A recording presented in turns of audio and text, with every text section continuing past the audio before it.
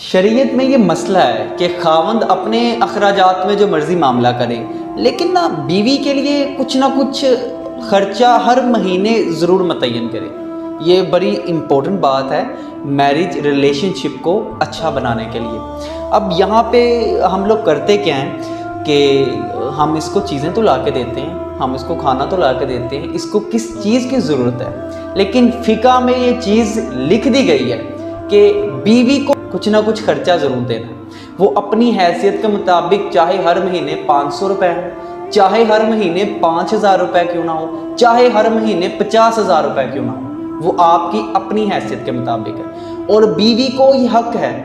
کہ وہ چاہے اس پیسوں کو اپنے عزیز و اقارب کو تقسیم کرے، اپنے شوہر کے لیے کوئی تحفہ خریدے، اپنی اولاد کے لیے خرچ کرے،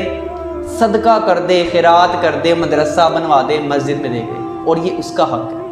اور یہاں پہ ایک اور امپورٹنٹ بات، بیوی کو خرچہ دینے کے بعد بھول جائیں، یہ فقہ میں چیز لکھی ہوئی ہے کہ بیوی کو جب خرچہ دینا ہے تو یہ بھول جانا ہے، پوچھنا نہیں ہے کہ کہاں خرچ